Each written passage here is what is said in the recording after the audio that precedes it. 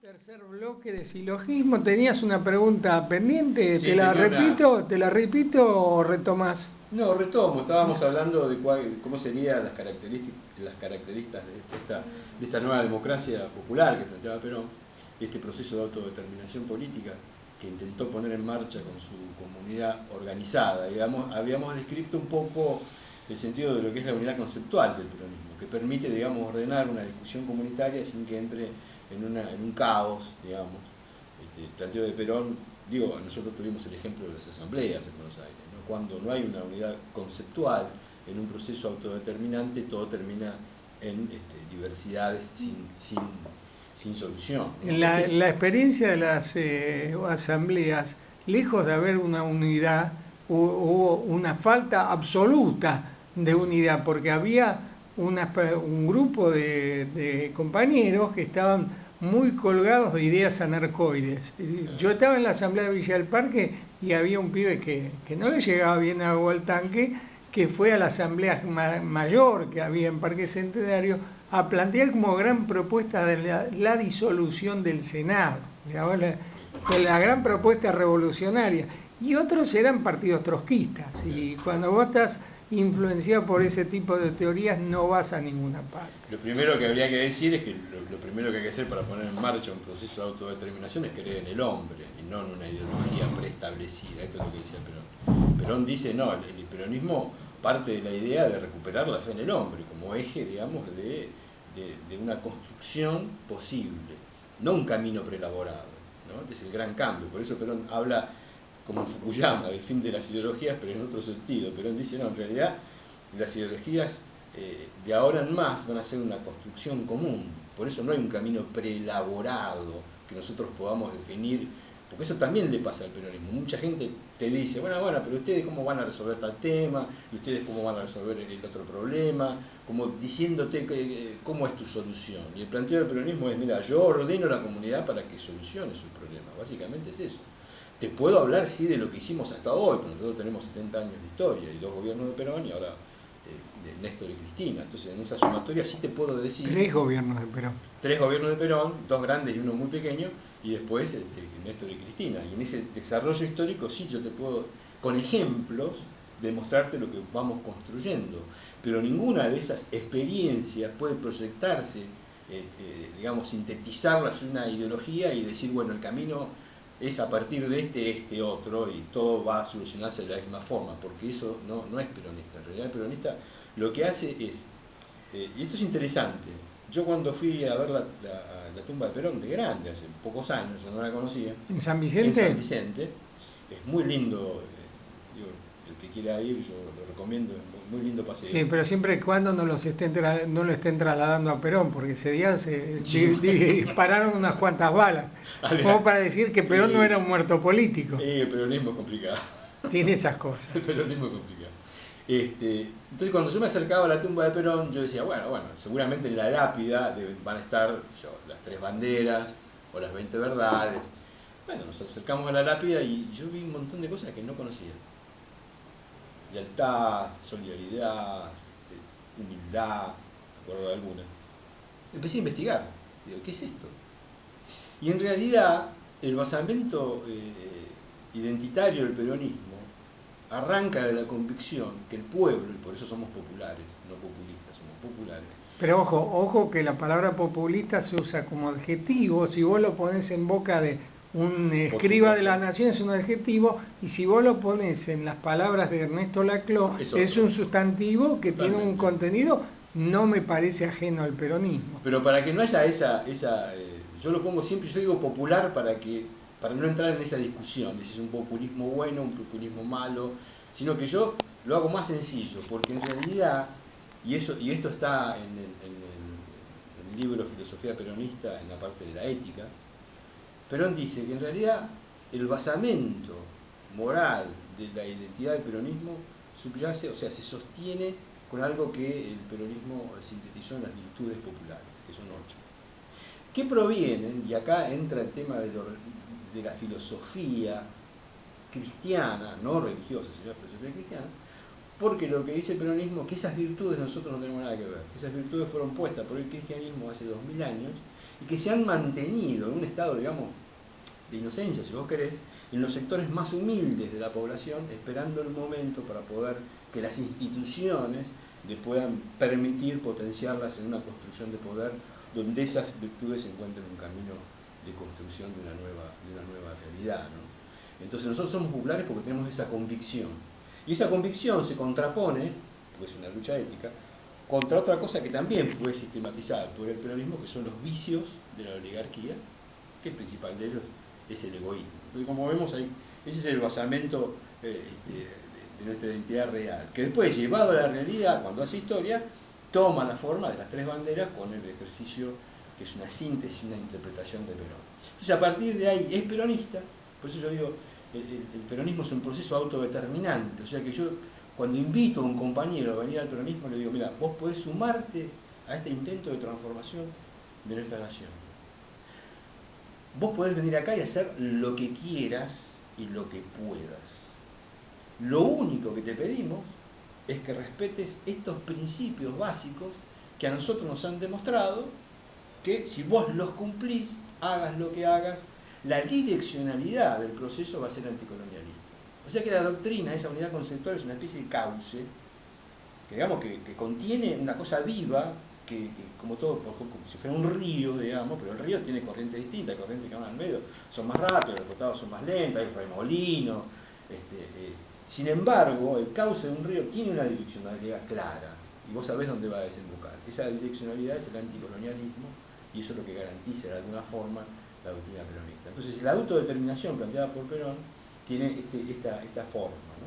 Después viene la parte, digamos, esto en general, después viene el tema en particular de cómo ordenás esto institucionalmente, que es otro capítulo, digamos, ¿no? Te hago una consulta, ya que es cierto, el peronismo tiene escrito una filosofía, una praxis, un modo de organización, tiene bibliografía propia, una escuela de pensamiento, pero ¿por qué esa escuela de pensamiento, esa biblioteca, no está en cada unidad básica?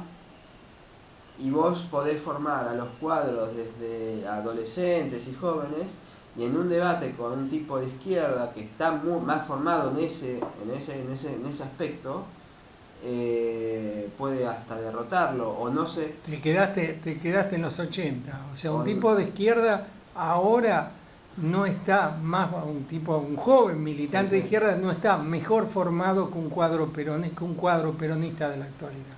Yo te puedo nombrar jóvenes peronistas, profesionales peronistas. Uno es Alex Recalde, que es un sociólogo de una enorme formación, y vos tomás sociólogos, economistas de los partidos de izquierda y no están ni por casualidad a la altura de ellos. Pero yo me refiero cuando salgo, por ejemplo, en época de elección, que salgo a la calle y me cruzo con pibes del partido trotskista o a otros grupos así de izquierda. Partido Obrero, sí, o algunos otros grupos de izquierda, y yo veo que los pibes están muy formados, muy convencidos, y a veces al peronismo le falta un poco eso, que lo hizo en otra época con Guardia de Hierro, por ejemplo, o con otros grupos. ¿Cómo sería un mecanismo institucional, yendo a lo que vos estás planteando, sí, para bajárselo un poco a la tierra, a la gente?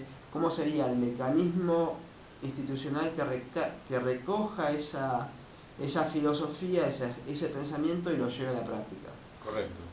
Sí, porque en realidad el peronismo siempre fue construido en base a conducciones gregarias, liderazgos personales, y nunca pudo institucionalizarse.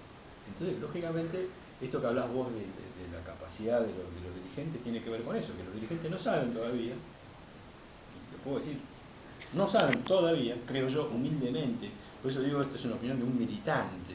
Yo como militante digo, a mí me parece que la dirigencia del peronismo todavía no acierta en qué institución, primero en impugnar las instituciones liberales, y decir, hay dos democracias, hay una que te coloniza y otra que te libera, para darse el trabajo después de construir y clarificar cuáles son esas instituciones nuevas, y qué características deben tener. El peronismo, por eso Perón, por esto que te digo que es una construcción que arranca desde el gobierno, adolece de algunos problemas. O sea, sus dirigentes no comparten con el líder, o no compartieron con el líder el sentido estratégico de su revolución.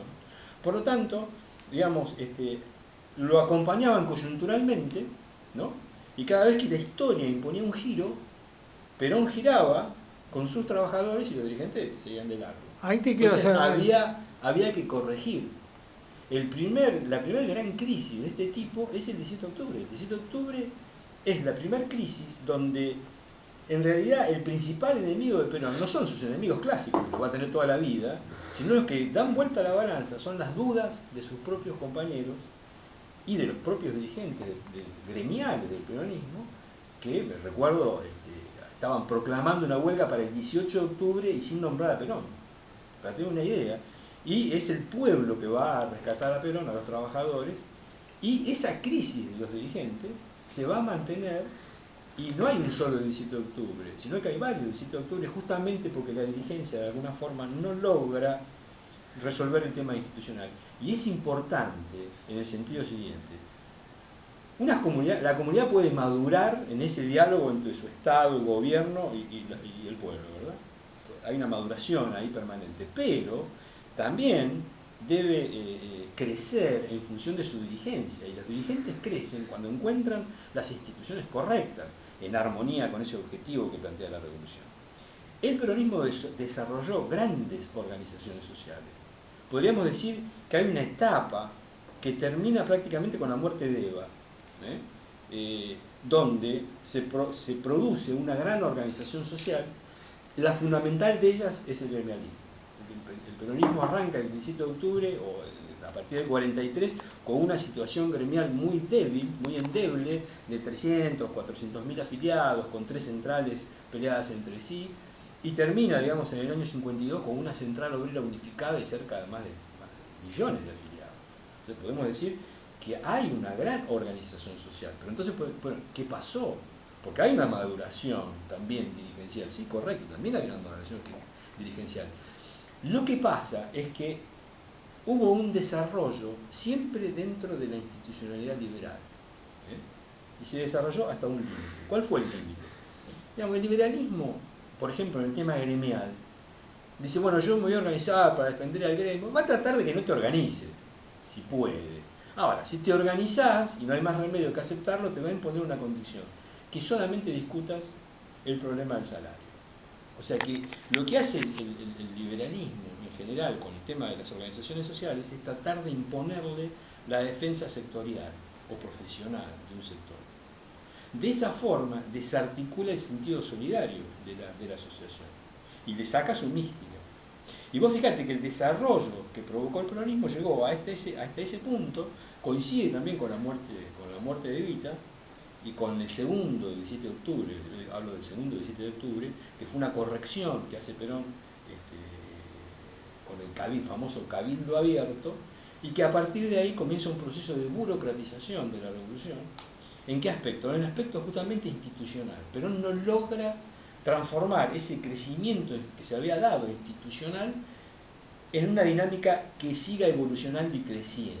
Porque Perón, acá viene el tema, nuestras instituciones no pueden estar circunscritas al aspecto sectorial, porque nosotros somos atacados como nación. Nosotros, el imperialismo nos ataca como nación. Por lo tanto, hay una especie de núcleo de pertenencia mínimo sobre el cual vos tenés que desarrollar un grado de solidaridad para defenderte, que es lo que Perón denomina la solidaridad nacional. Entonces Perón dice: muy bien, esto está en los libros, por ejemplo, hablando de formación, de la Escuela Superior Peronista, que en el año 52 fue creada para este tema, justamente para formar a los cuadros, para que pongan en marcha las instituciones. Y vos vas a agarrar el libro de Sociología Peronista y te dice: bueno, en realidad el desarrollo institucional arranca del hombre aislado, al que se le despierta la conciencia social, y se lo va tironeando para que esa conciencia se transforme en solidaridad y genere un primer cuadro orgánico, una organización política. Eso es la solidaridad social. Hasta ahí el peronismo avanzó. Pero, dice Perón, después, eso hay que armonizarlo con un nuevo escalón, que es la solidaridad nacional. Porque los trabajadores aislados no son un núcleo que pueda defenderse del imperio. Necesita el acompañamiento de toda una nación, en la cual te necesitas a los comerciantes, a los empresarios, a la gente de la cultura, todo un grupo de gente que también tiene que armonizar con tus intereses y generar lo que se llama una identidad nacional fuerte que lo sostenga. Hasta ahí llegó el peronismo, a partir de ahí se empieza a burocratizar y Perón empieza a tironear eso. En el año 52 Perón larga, justamente para impulsar el segundo escalón de la conciencia nacional, Perón larga en el famoso discurso del lanzamiento del segundo plan quinquenal un llamamiento a las organizaciones libres del pueblo. Y genera lo que se llama un consejo de participación política, en el mismo discurso, llamando a todos estos grupos a que junto con el gobierno y todas estas organizaciones políticas y sociales, hagan el plan de gobierno. Para Perón, la única forma de que una nación pueda sostenerse es que sus instituciones sociales, culturales y políticas estén trabajando y delineando los planes de gobierno. El plan de gobierno para el peronismo no es la acción del que llega al poder, el que gana la elección, como dijo Aranguren.